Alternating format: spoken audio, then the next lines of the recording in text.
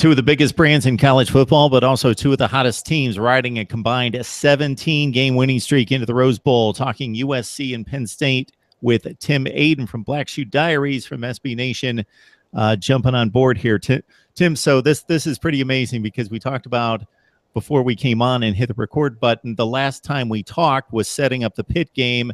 You lose that one after getting behind. You go to Michigan, and it was just a complete annihilation, 49-10. So who in the world would have thought that football team coming off completely outclassed by Michigan in Ann Arbor, 9 weeks later, Big Ten champions, having run the gamut, Ohio State, a good Iowa team, Michigan State, Wisconsin, coming back from 3 touchdowns down in Indianapolis and being the Big Ten champs. It's amazing. Yeah, I definitely would never have thought of it. You and I told you this before you hit record, but I was actually serving as a groomsman at a good friend's wedding during the Michigan game. And, I just remember we were watching it before the wedding started, and we watched it quickly get to a 21-zip Michigan first quarter. And, we're all like, all right, this is bad. Let's just get on with the wedding kind of thing. And of course we watched some of it afterwards too. And just, I never would have thought back then that we would be in a position where we are. I was just hoping we would maybe get 6-7 wins, go to another bowl game, and just, hopefully next year with a more mature roster, we would having this kind of season that we're having right now. Like, in my opinion, this team is a year ahead as far as the kind of success they're having. And yeah, I'd say you've talked to my colleague Ellie Moretta Felice a few times, and optimistic by far of our Black Shoe Diaries colleagues, and even he wouldn't have thought we'd have this kind of success this year. So, they really defied everyone's expectations. Tim, if football coaches could kind of gather the magic formula, they would do it. They're constantly trying to figure out the right chemistry. How do we get this team to play together? How do we get this unit to come together as a team and be able to believe in itself?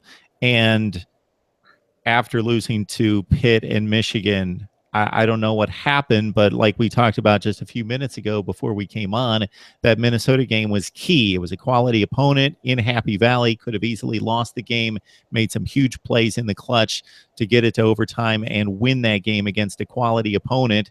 And then it just continued from there against Iowa, completely thrashed the Hawkeyes, and we've seen what I was capable of since then. That somehow this young team that had no track record of winning these kind of games suddenly believed in itself and was able to pull out games against quality teams, and Ohio State obviously being the benchmark of those kind of efforts. Just to go back, I know we had talked about this as well before you hit record about the Minnesota game, but I do want to correct myself. I think the real turning point was when they came out in the second half. They were trailing 13-3 against Minnesota, 2-2 team. Supposedly the students were starting to grumble a bit about the coaching staff and whatnot. But then, I think early third quarter, it's just a run-of-the-mill pass play. But McSorley fires a bullet down the middle to Irvin Charles, redshirt freshman, who catches it, breaks a tackle, and just races 50 yards to the end zone. And that suddenly brought the crowd alive. It's a 3-point game. And, from there, Penn State and Minnesota kind of traded blows. And, Penn State came up with a few more clutch plays, including on the final drive where, McSorley completed a pass to Chris Godwin on a 3rd and long off his back foot, and then later scrambled about 20 yards from midfield to set up the game-tying field goal by Tyler Davis. And then that went into overtime, and I'm sure most of you who follow college football probably know how it ended by now. Saquon Barkley ran 25 yards on Penn State's first play to the end zone and walk-off touchdown. But I think that started to have a carryover effect, though, because the following week when Maryland came to town, and this is the Maryland team at the time. I know we forget this now because they're 6-6, but they were 4-0, and they had been dominating their opponents for the most part, even though it was kind of a crappy schedule. But they were 4-0 and definitely looking much better than they had the last couple of years. And so they come to town, and then Penn State opening drive, they just march right down the field, score a touchdown, and then just come back and kind of hit Maryland in the mouth. And I think around it was really in the second half is when Penn State really took charge. But they fed off that confidence they had built from coming back against Minnesota to beat down Maryland 38-14. But I'd say the second point, I won't say a turning point, but the part where they really started to build, I think, was the Ohio State game. Especially when that go ahead, the block 6 as we all call it now. That just I told you this too before we hit record, but I was there at the game, and just the electricity in the stadium when that happened was something I hadn't experienced in a while. I saw grown people cry. That's how magical it was. But that also gave them an extra confidence boost, which they then used to, bowl over Purdue. They put up 62 points on Purdue. They, steamrolled a decent Iowa team at home right after destroying Purdue. And then they followed it up with a game at Indiana where, they were tested, and they lost. At that point, they lost a few key guys in the offensive line to injury, and Brendan Mahan, Andrew Nelson, and Paris Palmer. And the O-line was looking a little shaky, but then, Trace McSorley's arm kind of brought them back into it. They ended up coming back from a 10-point deficit in the second half to win that. And then with, beating down Rutgers, and then following week, of course, they destroy Michigan State at home the same day that Ohio State beats Michigan, which puts Penn State in the Big Ten championship, which then, of course, led to the incredible comeback to win the Big Ten. Tim, when I see Trace McSorley and I saw his first effort against Georgia in the bowl game in relief of Christian Hackenberg, I saw a guy that even if I could have envisioned success, I would have thought the success would have been, okay, this is a guy that's elusive. He can get away from the rush. He's completely different than Hackenberg. He brings that dimension with a porous offensive line that you need to kind of help a struggling offense where he can make the defense respect the run. He can move around. He can do those things, but he's gonna throw the ball around, and it's gonna be intermediate at best. It's not gonna be a deep passing game. He doesn't have an NFL kind of arm, and still probably doesn't have the classic Hackenberg kind of arm. But because of the wide receiver core being so good, so talented, big and physical, it was a great combination of what he was able to do. Throwing the ball downfield, he just chucks it up there, and he's got no fear. He trusts his receivers. He throws it accurately downfield, so it's not a cannon, but it's accurate downfield throwing, and it's just proven to be, all of a sudden, you've got an explosive passing game. No, I think you nailed it right there, Mark. He's not, he doesn't have Hackenberg caliber arm, but he's pretty fearless about chucking it downfield, and you can tell it doesn't quite have the zip on it that Hack's deep passes did, but his receivers are talented enough to adjust to the ball and make the big play. So you saw that on full display in the Big Ten championship game when there were a couple instances where he hit Sight Blacknell for back-to-back touchdowns, which suddenly erased a 28-7 deficit to a 28-21 early third quarter, and suddenly Wisconsin fans are thinking, what's going on here? So I think he ended up throwing almost 400 yards in that game, and a good chunk of them were just him just heaving it up and letting Sight Blacknell or Chris Godwin or Deshaun Hamilton just come down with it. Mike Gesicki also had a big game there. So, I think it's just a matter of complete trust in each other. And that's also how this whole streak started. I think you can tell. I think the biggest difference between this year's team and the previous two teams James Franklin coached is that there's a complete buy-in from everybody. The players trust each other. They trust their coaching staff. Because this is pretty much Franklin's team now. Only the seniors and the fifth-year seniors were there for Bill O'Brien. The other ones only know Coach Franklin. So that wasn't the case last year, especially 2 years ago when you had, the seniors on that team were on their third head coach.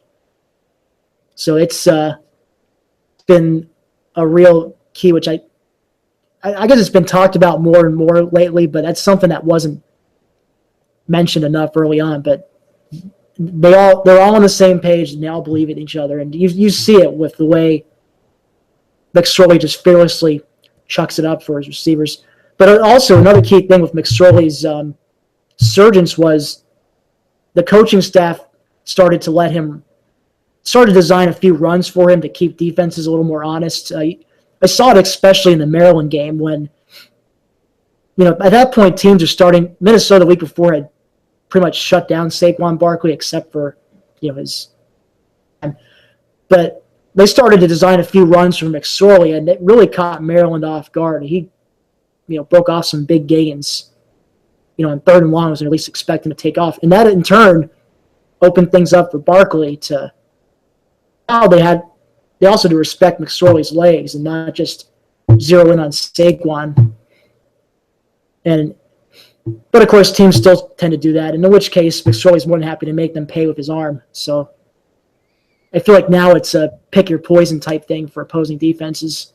Tim Aydin joining us from Black Shoe Diaries, the SB Nation platform for Penn State athletics. Of course, the Nittany Lions preparing for USC in the Rose Bowl. Tim, despite the success against a pretty difficult schedule, most notably against Iowa, Wisconsin, and Ohio State down the stretch, the concerns that you had early in the season, offensive line most notably, some issues on defense, injuries at the time, the team has gotten a little bit more healthy. Are those the same concerns despite winning all these games, the same concerns you have lining up against USC, that maybe the offensive line isn't what you need it to be? We're missing a few we're missing two of our starters, Brennan Mahan and Andrew Nelson. They were game one starters this year, both upperclassmen, both redshirt juniors. And then we also lost Paris Palmer, who was another key part of the rotation. Unfortunately, his eligibility is out, so he won't be back. But Mahan and Nelson potentially could. It does. You certainly want to have all your best linemen available for a game like this. But that being said, the offensive line has done a great job of adjusting without those guys. It's kind of been a next man up sort of mentality. So now you've got redshirt freshman Steven Gonzalez starting at left guard. Ryan Bates, another redshirt freshman, was starting there since game one this year, but they moved him to left tackle after Paris Palmer went down. And then Connor McGovern, a true freshman, he's on at right tackle. So they've had a lot of great young talent stepping up on the O-line in place of some of the injured, experienced guys. So that's helped. And I think I'm sure Ellie has credited enough times too, but Matt Limegrover, the offensive line coach, he's been a real boon as far as developing this unit's concerned. They seem more cohesive. They do a better job holding their blocks. They're still shaky at times, but it's not the cluster that we were used to seeing the last couple of years under Herb Hand. And of course, we talk about Joe Moorhead all the time, the offensive coordinator, but it's also Matt Limegrover should be getting a lot of credit too for the job he's done, because without an O-line holding things in place, the offense can't function. So it really does come down to the trenches at the end of the day. So yeah, it'll be interesting to see how they match up against a tough USC D-line.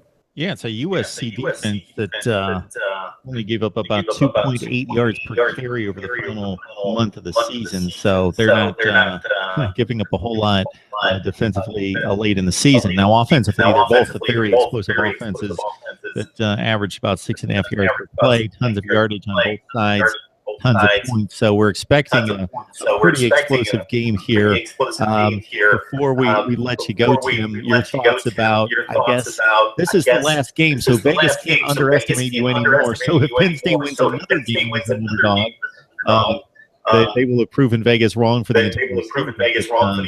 It's just interesting, and that again, about a touchdown underdog against the USC team that seems pretty comparable. So to win the best conference, what's considered the best conference in college football, but to still turn around and be that kind of underdog, like you're being disrespected once again. It is at this point. We actually, the Penn State fan base actually revels in this, so we're glad. Please keep underestimating us, Vegas. We enjoy this proving you wrong thing every week.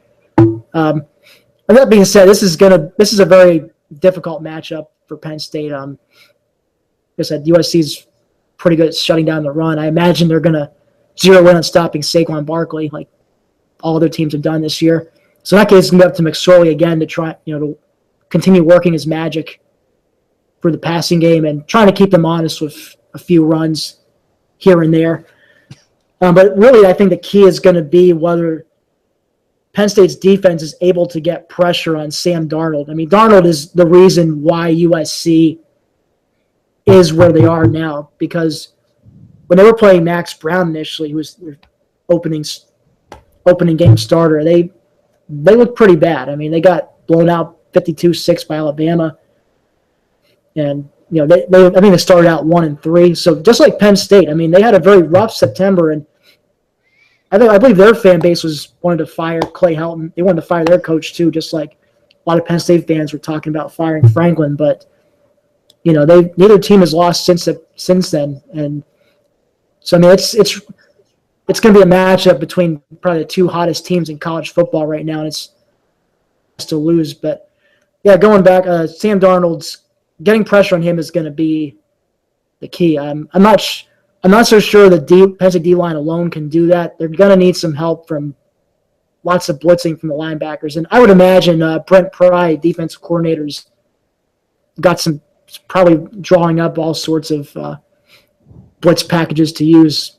So they're going to have to throw him off his game, because if Darnold has time to sit there in the pocket, he's going to be able to pick Penn State apart. Penn State and USC last lined up against each other in the 2009 Rose Bowl. That one not working out too well for the Nittany Lions, 38-24 in a battle of top 5 teams, and they get back at it on January 2nd. And, of course, as we mentioned, USC a pretty formidable favorite at about 6.5 to 7 points, but Penn State has fooled the odds makers the entire season. Tim Aydin from Black Shoe Diaries on the SB Nation platform joining us. Tim, we always appreciate the breakdown. No, thank you for having me, Mark.